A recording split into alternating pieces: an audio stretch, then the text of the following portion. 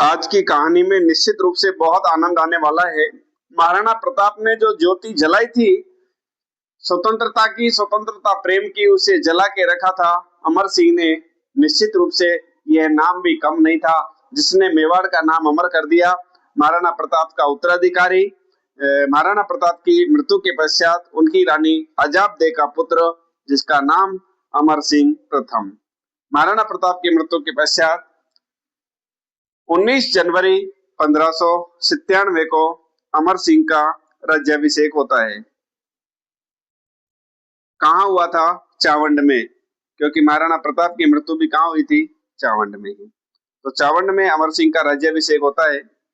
उसके पश्चात देखिए अमर सिंह के बारे में कुछ विशेष बातें कि किस प्रकार से ये जो शासक है वो मुगलों से संघर्ष करता है, जोरदार संघर्ष करता है। अकबर की जो चाहत थी महाराणा प्रताप को गिरफ्तार करना, वो नहीं कर पाया। तो अकबर के पुत्र जिसका नाम था जागीर ने कहा कोई बात नहीं, मैं प्रण लेता हूँ। अकबर के सामने जहांगीर ने प्रण लिया कि मैं मेवाड़ के महाराजा को आपके चरणों में ला करके खड़ा कर दूंगा, ये मेरा वचन है। और कितना परेशान करेगा आप देखना अमर सिंह को, कितने सारे आक्रमण होंगे मेवाड़ के ऊपर। साथियों बहुत इंपॉर्टेंट है। चलो शुरुआत करते हैं अमर सिंह विशेष तथ्य। सबसे पहले जो हमें पढ़ना है कि बार बार प्रश्न यही से आता है कि अमर सिंह के काल में चावंड चित्र उपशैली का स्वर्ण काल माना जाता है। चावंड और चित्र उपशैली कल के वीडियो में मैंने आपको बताया महाराणा प्रताप के समय प्रारंभ हुई थी और अमर सिंह के काल में स्वर्ण काल माना जाता है, क्योंकि इनके समय में चित्रकार हुए थे निसार दे ने 1605 ईस्वी में रागमाला की रचना की थी। कितनी बार, क्योंकि रागमाला बहुत बहुत इंपॉर्टेंट है, बहुत प्यारा ग्रंथ है। तो इसकी रचना किसने की थी? निसार दे ने की थी। और रागमाला जो है वो मेवाड़ का तीसरा चित्रित ग्रंथ माना जाता है। तो गुरुजी पहला कौन सा था? मैंने आपको बताया भी था, श्रावक प्रतिक्रमण सूत्र चूर्णी, जिसकी रचना जो है वो तेज सिंह के शासन काल में की गई थी। तो मेवाड़ का प्रथम चित्रित ग्रंथ ये क्या होता है? चित्रित ग्रंथ क्या होता है? तो ऐसा ग्रंथ या ऐसी पुस्तक जिसमें लिखने के साथ साथ चित्र भी बनाए गए हो। तो ऐसा पहला जो चित्र है वो मेवाड़ का, उसका नाम है श्रावक प्रतिक्रमण सूत्र चूर्णी। तो अमर सिंह के समय में जिस चित्रित ग्रंथ की रचना की गई उसका नाम था रागमाला। अमर सिंह ने मेवाड़ में सेना को मजबूती देने के लिए एक अलग सैन्य विभाग का गठन किया था। ये अलग चीज आपके सामने आ गई, क्योंकि सेना को मजबूत करना जरूरी था। तो अलग से सैन्य विभाग का गठन किसने किया? अमर सिंह ने किया। और जिसका अध्यक्ष किसको बनाया था? हरिदास झाला को। अच्छे से याद रखना, हरिदास झाला का संबंध किससे है? अमर सिंह से। सैन्य विभाग बनाया था और उसका अध्यक्ष हरिदास झाला था। अमर सिंह ने सक्तावत एवं चुंडावतों की प्रतिस्पर्धा को रोकने के लिए सर्वप्रथम जागीरदार व सामंतों के लिए विधि विधान बनाए थे, कानून बनाए थे, नियम बनाए थे कि जागीरदारों के लिए और सामंतों के लिए क्या नियम होंगे, क्योंकि इन दोनों के बीच में हमेशा प्रतिस्पर्धा होती। सक्तावत कहते हैं कि हम तुमसे बड़े हैं, चुंडावत कहते हैं हम बड़े हैं। तो इनकी जो प्रतिस्पर्धा है उसे रोकने के लिए पहली बार अगर किसी ने नियम बनाए तो वो किसने बनाए थे? अमर सिंह ने बनाए। तीन बातें होगी। 1599 ईस्वी में अकबर ने जहांगीर के नेतृत्व में मेवाड़ सेना भेजी और अमर सिंह के भय के कारण वो उदयपुर से ही वापस लौट गई। अब एक बहुत बहुत काम की बात मैं आपको बताने जा रहा हूँ। आपने भी कभी कल्पना की क्या कि राजपूताने में आप कहीं भी देखो, जयपुर देखो, किशनगढ़, मारवाड़, बीकानेर, यानी अधिकतर स्थानों पर जो है इन्होंने खूब सारे मुगलों ने आक्रमण भी किए और सेनाओं को वहां हराया था। लेकिन मेवाड़ में इनके लिए बहुत कठिन होता था, मुगल सेना के लिए, क्योंकि हमने इल्तुतमिश को बहुत बुरी तरह से हराया। हमने जो है इब्राहिम लोदी को हराया था मात्र 3 घंटे के अंदर। तो हमारी सेना के पास में ऐसा क्या था? तो मैं आपको बता देता हूँ, मेवाड़ की सेना के पास में सबसे ताकतवर अगर कुछ था तो वो था भील सेना, क्योंकि सामने वाली सेना के पास तलवारें थी, ढालें थी, लेकिन हमारे जो भील सेना थी, इनके पास तीर कमान थे, गोपन थे, जो दूर से ही तीर चलाते और तीर आर पार निकल जाता था। तो निश्चित रूप से भील सेना का बहुत बड़ा सहयोग रहा है मेवाड़ की इस वीरता की कहानी में। तो अकबर ने जहांगीर के नेतृत्व में सेना भेजी और सेना जो है वो उदयपुर से वापस लौट गई थी। अब देखो जहांगीर जो है वो कितनी कोशिश करेगा, क्योंकि वो अकबर को वादा भी करेगा कि मैं निश्चित रूप से मेवाड़ को आपके कदमों में ला करके खड़ा कर दूंगा, लेकिन ऐसा हुआ नहीं। अब आगे की कहानी देख लीजिए आप। 1605 ईस्वी में, अब देखो कितने आक्रमणकारी आएंगे। 1605 कंटिन्यू मैंने सनवाइज लिखा है। 1605 ईस्वी में जहांगीर ने आसिफ खां और जफर बेग के नेतृत्व में मेवाड़ पर आक्रमण किया, लेकिन आक्रमण क्या रहा? असफल, मतलब सफलता नहीं मिली। 1608 में फिर जहांगीर ने महावत खां के नेतृत्व में पुनः आक्रमण किया, सेना भेजी, वो भी क्या रही? असफल रहे। 1609 में जहांगीर ने अब्दुल्ला के नेतृत्व में सेना भेजी, वो भी असफल रही। अब आप कल्पना करो 1605 से कंटिन्यू सेना आ रही है। हालांकि 1599 में पहली बार अमर सिंह के शासनकाल में पहली बार जो सेना आई थी वो जहांगीर के नेतृत्व में आई थी, अकबर ने भेजी थी। 1605, 1608, 1609, 1612 में फिर सेना आती है और अब की बार राजा बसु को भेजा जाता है, यानी राजा बसु के नेतृत्व में, और इस बार भी मुगल सेना असफल हुई थी। 1613 में अब स्वयं जहांगीर ने अपने पुत्र, जिसका नाम था शाहजहां, खुर्रम के नाम से जिसे हम जानते हैं, उन्होंने मेवाड़ पर आक्रमण किया। इस मुगल सेना ने चावंड पर अधिकार कर लिया। अमर सिंह जो है वो चावंड को छोड़ करके गोगुंदा में चले जाते हैं।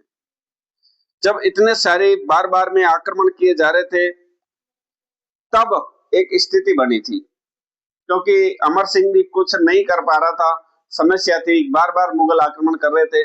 तब अमर सिंह का जो पुत्र है करण सिंह और मेवाड़ के सरदारों ने अमर सिंह को विवश कर दिया कि कोई बात नहीं, ये बार बार पीछे पड़ रहे हैं, आप एक बार इनसे संधि कर लीजिए, कहां तक इनसे हम लड़ेंगे।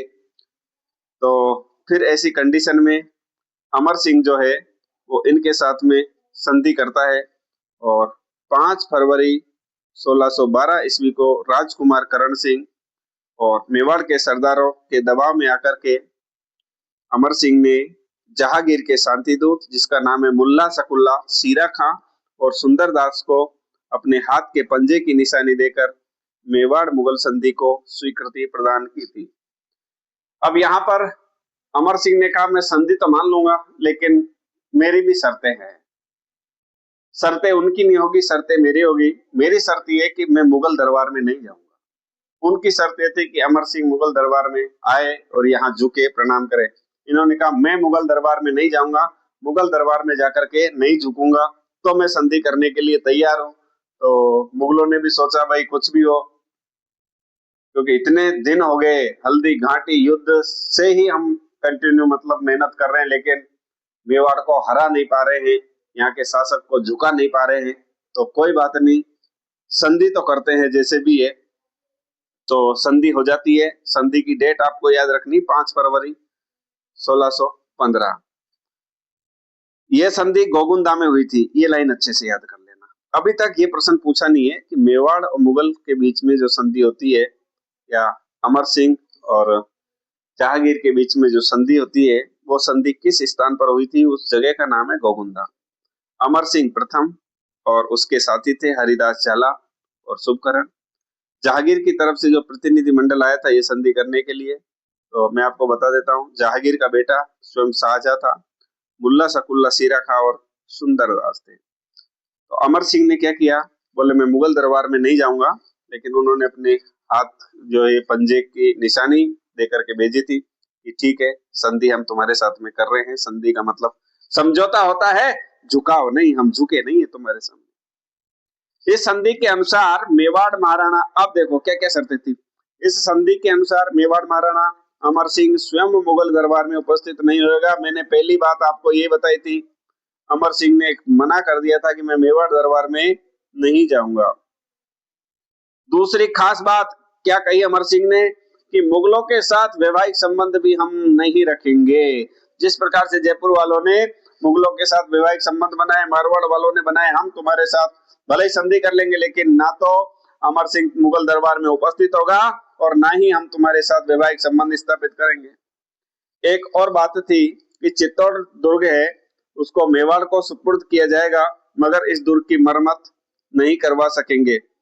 चित्तौड़ जो दुर्ग था वो इन्हीं के अधीन था, तो अमर सिंह ने कहा था कि चित्तौड़ का जो किला है वो हमें देना पड़ेगा, हालांकि हम इसका जो है मरम्मत नहीं करवाएंगे। मेवाड़ महाराणा को शाही सेना में 1000 सैनिक रखने की ये स्वतंत्रता मिलनी चाहिए। शाही सेना का मतलब ये हुआ कि मुगलों की जो सेना होगी उसमें 1000 सैनिक हमारे होंगे। तो ये कुछ शर्तें थी। हालांकि ऐसा लग रहा है ना कि शर्तें मेवाड़ वालों की अच्छी थी। नोट में कुछ चीजें लिखवाई है जो निश्चित रूप से बहुत खास है, हमें याद रखना है। तो क्या क्या बातें हैं? मुगलों की अधीनता को स्वीकार करने वाला अमर सिंह मेवाड़ का प्रथम शासक था। अब प्रश्न यहाँ से बनते हैं, क्योंकि नोट इंपॉर्टेंट होता है, नोट के लिए दुनिया दौड़ रही है, नोट के लिए ही मेहनत कर रहे हैं। क्योंकि कहा ना, बाप बड़ा ना भैया सबसे बड़ा रुपया। भाई पैसा सब कुछ नहीं होता लेकिन कम भी नहीं होता। तो सीधी सी बात है, नोट पहला नोट हमारा क्या है कि मेवाड़ का प्रथम शासक कौन था जिसने मुगलों की अधीनता स्वीकार की? अमर सिंह प्रथम, महाराणा प्रताप का पुत्र। इनके लिए गौरी शंकर हीराचंद ओझा ने एक खास बात कही है। किसके लिए? अमर सिंह के लिए। सच में बहुत महान शासक था। गौरी शंकर हीराचंद ओझा ने कहा कि अमर सिंह जो है वो वीर पिता का वीर पुत्र है। वापस सुन लो, ऐसा प्रश्न अभी तक आया नहीं है। वीर पिता का वीर पुत्र किसे कहा है? अमर सिंह को। तो ऐसा प्रश्न बन सकता है, अच्छे से याद रख लेना। वीर पिता महाराणा प्रताप और उसका वीर पुत्र कौन है? Amar Singh. Colonel James Tod ने अमर सिंह प्रथम को प्रताप व इस वंश का सुयोग वंशधर बताया है कि उसने बहुत बहुत दिमाग से काम लिया। किसने? अमर सिंह प्रथम ने। और अमर सिंह प्रथम के लिए बता दूं, अमर सिंह प्रथम का काल मेवाड़ का अभ्युदय काल कहलाता है। क्योंकि कहा जाता ना, साम दाम दंड भेद, समय परिस्थिति के अनुसार डिसीजन करना चाहिए। और अंत में इस वीर पिता के वीर पुत्र यानी अमर सिंह की 26 जनवरी 1620 ईस्वी को उदयपुर में मृत्यु हो जाती है। 26 जनवरी याद रखना। अब कुछ डेट ऐसी होती है ना जो इंपॉर्टेंट होती है, क्योंकि 26 जनवरी को हम गणतंत्र दिवस मनाते हैं, इसलिए ये डेट पूछी जा सकती है। अमर सिंह की मृत्यु 26 जनवरी को और महाराणा प्रताप की मृत्यु 19 जनवरी 1597 में महाराणा प्रताप की मृत्यु होती है। और महाराणा प्रताप की मृत्यु के 23 साल बाद में ही यानी 26 जनवरी 1620 ईस्वी को अमर सिंह की मृत्यु कहाँ होती है? उदयपुर में। महाराणा अमर सिंह और उसके बाद में मेवाड़ के सभी महाराणाओं की जो छतरी है वो आहड़ के पास गंगोद भव गांव में बनाई गई। और आज भी हमें पता है कि मेवाड़ के महाराणाओं की छतरी कहाँ पर है? आहड़ में हम पढ़ते हैं ना, तो आहड़ के पास में एक गांव है गंगोद भव। और शुरुआत कहाँ से होती है जब मेवाड़ के महाराणा? तो आपको याद रखना है अमर सिंह, और अमर सिंह के पश्चात जितने भी मेवाड़ के महाराणा हुए सभी की छतरी जो है वो कहाँ पर है? आहड़ गंगोदभव गांव में। अब अगला शासक हम पढ़ने जा रहे हैं, अमर सिंह का पुत्र है जिसका नाम करण सिंह। अमर सिंह प्रथम की मृत्यु के पश्चात उनका पुत्र जिसका नाम है करण सिंह। अब देखो, नाम तो आपको पता होना चाहिए, शासन काल भी आपको पता होना चाहिए। 1620 से 1628, क्या बात कर दी गुरुजी? मात्र 8 साल। 8 साल, बिल्कुल 8 साल। क्या घटना हुई है? पढ़ोगे तो सब पता चल जाएगा। अमर सिंह प्रथम की मृत्यु के पश्चात उनका बेटा जिसका नाम है करण सिंह, 26 जनवरी 1620 को इनका राज्याभिषेक होता है। देखिए, पहले नियम ये था, जिस दिन राजा की मृत्यु होगी उसी दिन बड़े बेटे का राज्याभिषेक होता था उनके उत्तराधिकार का, यानी एक दिन भी पद खाली नहीं। महाराणा करण सिंह ने उदयपुर शहर के परकोटे का निर्माण करवाया था। अब जो करण सिंह जिनका 8 साल शासन रहा है उन्होंने क्या क्या किया? तो उदयपुर शहर का परकोटा बनवाया। सबसे पहले परकोटे का निर्माण किसने करवाया था? तो ये करण सिंह ने। करण सिंह ने उदयपुर में करण विलास महल चंद्र महल, दिलकुश महल और रावला जनाना महल के अलावा बड़ा दरी खाना जिसे सभा शिरोमणि के नाम से जाना जाता है, ये सब के सब निर्माण किसने करवाए? करण सिंह ने। यानी करण सिंह ने रण नहीं किया, लड़ाई नहीं की, क्या किया? इन्होंने बहुत सारे निर्माण करवाए। सबसे पहले तो उदयपुर का परकोटा बनवा दिया और फिर अंदर क्या क्या बनवाया इन्होंने? करण विलास महल, चंद्र महल, दिलकुश महल, रावला महल, बड़ा दरी खाना जिसे सभा शिरोमणि के नाम से जाना जाता है, ये निर्माण किसने? करण सिंह ने। इसके अलावा बहुत बड़ा निर्माण कार्य पिछोला झील के अंदर जग मंदिर और जग निवास महलों का निर्माण की नींव रखने वाला कोई और नहीं दोस्तों, कौन था? हमारा करण सिंह था, जो अमर सिंह का बेटा था। निर्माण की नींव रख दी लेकिन पूरा नहीं करवा पाया। क्यों? अब कहानी में आगे देख लीजिए। सबसे पहले मैं आपको थोड़ा सा बता देता हूं नोट डाल के कि निर्माण का नींव तो करण सिंह ने रखवा दी, लेकिन निर्माण कार्य पूरा किसने करवाया?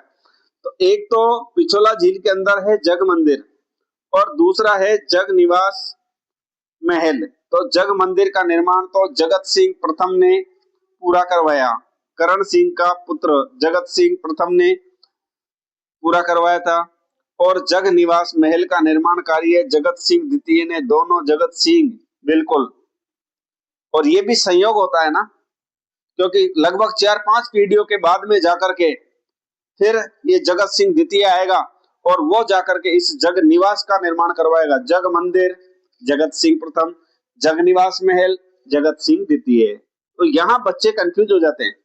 वापस सुन लो, पिछोला झील के अंदर 2 महल बने हुए हैं, एक का नाम जग मंदिर है, दूसरा जग निवास महल है।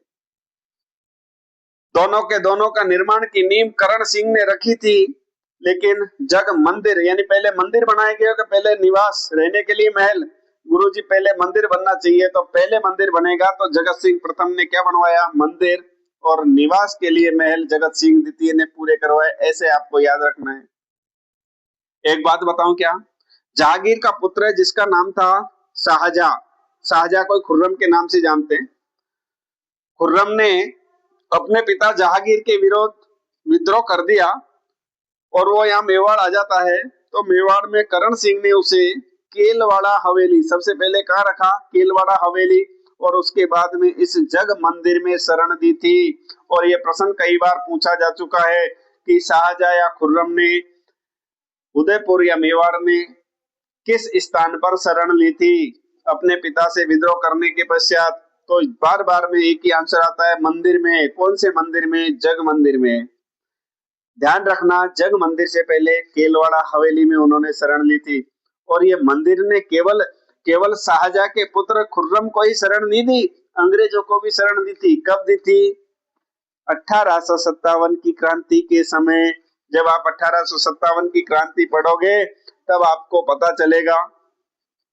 नीमच की जो विद्रोही सैनिक है उनको शरण दी थी किसने? स्वरूप सिंह ने। क्या रूप बदल लिया? क्या अंग्रेजों को शरण क्यों दी? अरे अंग्रेजों के साथ में इन्होंने संधि कर ली थी, समझौता कर लिया था कि हम आपकी रक्षा करेंगे। अंग्रेजों ने कहा हम आपकी रक्षा करेंगे।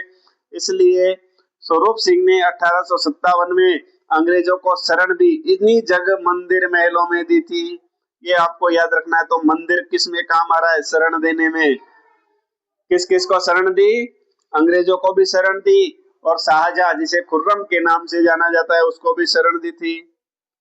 मार्च 1628 ईस्वी में करण सिंह की मृत्यु हो जाती है। मैंने कहा ना, मात्र 8 साल तक इन्होंने शासन किया था और कोई ऐसी व्याधि या बीमारी की वजह से इनकी मृत्यु हो जाती है। करण सिंह के बाद में अगला जो शासक हम पढ़ने जा रहे हैं उसका नाम है जगत सिंह। किसको पढ़ेंगे हम जगत सिंह को पढ़ने जा रहे हैं। तो एक बार देख लो आप, जगत सिंह का जो शासन काल है वो 1628 से 1652। जगत सिंह प्रथम, अभी जगत सिंह प्रथम और द्वितीय की बात की ना। प्रथम के लिए मैंने आपको बताया था, प्रथम ने क्या बनाया? प्रथम ने मंदिर बनाया, जग मंदिर महल का निर्माण। जग मंदिर का निर्माण किसने करवाया? इसी जगत सिंह प्रथम ने। तो सुनो, पहली लाइन ही यहाँ पे मैंने लिखी हुई है और सबसे इंपॉर्टेंट भी है। जगत सिंह 1628 से 1652। और 1652 में तो ऐसा शासक बनेगा, मैं क्या बताऊं आपको, जिसे राज सिंह के नाम से जाना जाता है। और जब राज सिंह को पढ़ोगे तो निश्चित रूप से आपके अंदर इतनी ऊर्जा आ जाएगी, मन अंदर खून खोलने लग जाएगा। क्या बात कर दी गुरुजी, ऐसा शासक हमने देखा है क्या? आपने नहीं देखा, आप सिर्फ उसके बारे में पढ़ोगे। तो जगत सिंह के बारे में हम पढ़ेंगे, लेकिन उससे पहले राज सिंह के बारे में पढ़ेंगे। राज सिंह से पहले उनके पिता, जिनका नाम है जगत सिंह, 1628 से 1652। पहला काम क्या किया? पिता करण सिंह द्वारा प्रारंभ किए गए जग मंदिर का निर्माण कार्य पूरा करवाया। किसने? जगत सिंह प्रथम ने। तो पहला काम ये हो गया।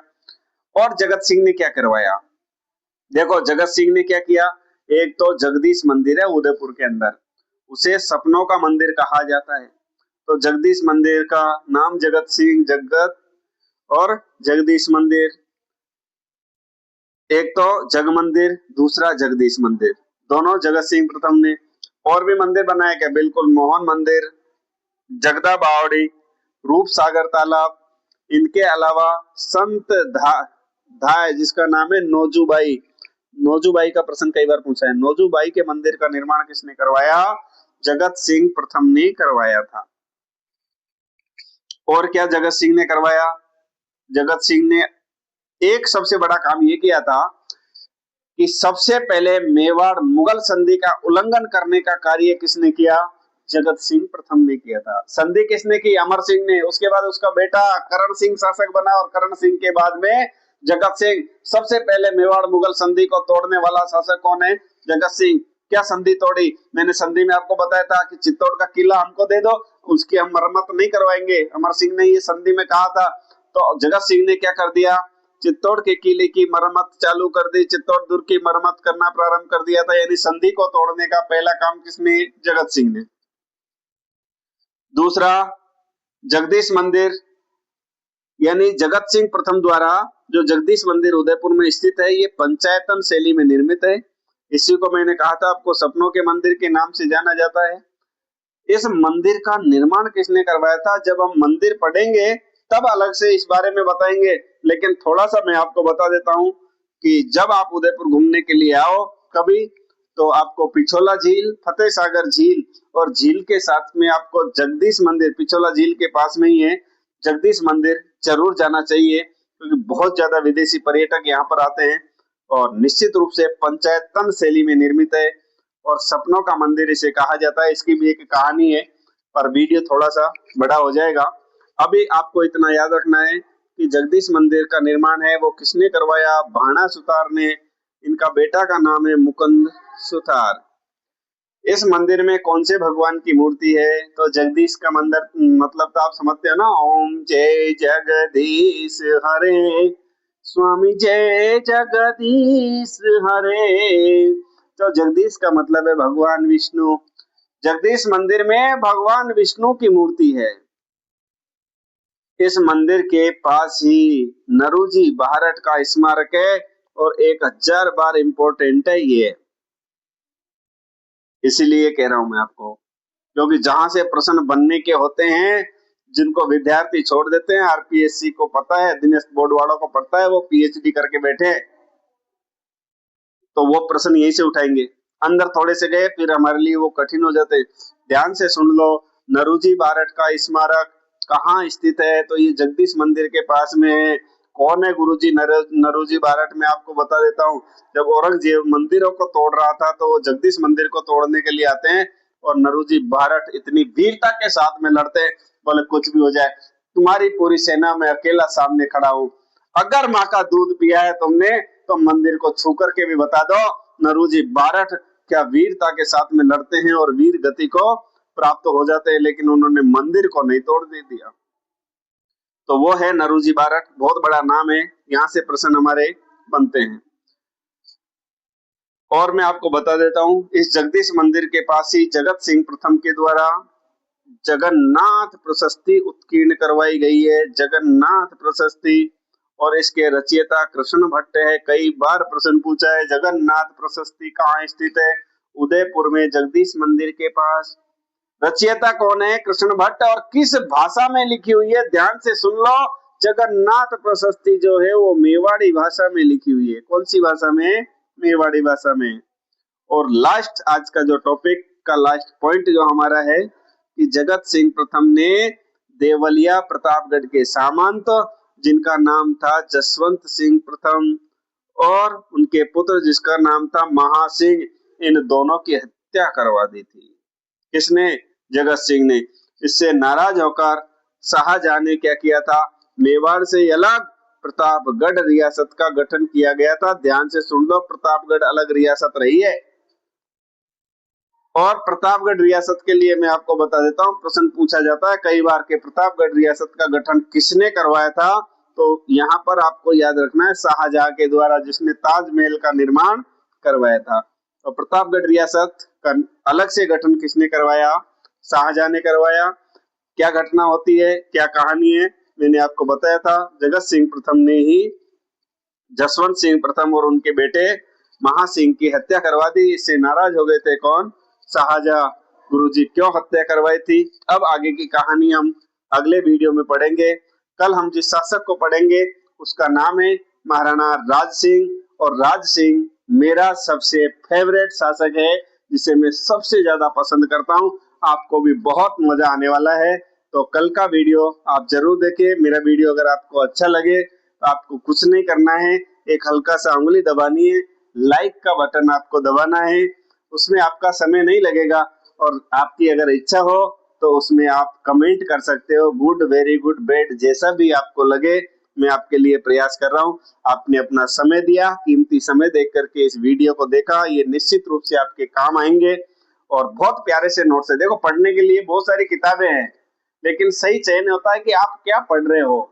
मेरे अनुसार ये आपके लिए, क्योंकि आरपीएससी और अधीनस्थ बोर्ड में आपको कह रहा हूँ, इनसे बाहर क्वेश्चन जाने की संभावना मैं इसलिए नहीं मानता क्योंकि एनसीईआरटी और आरबीएससी की ऑथेंटिक बुकों से मैंने लिया है। और जहां तक मैं सोचता हूँ कि, और आज तक ऐसा हुआ भी नहीं है कि कोई क्वेश्चन यहाँ से बाहर गया हो। थोड़ी मेहनत आपको करनी है। जहाँ अच्छी अच्छी कहानी आएगी मैं आपको बहुत अच्छी अच्छी कहानी सुनाऊंगा। आपने ध्यान से सुना, इसके लिए पुनः धन्यवाद, साधुवाद, थैंक यू सो मच।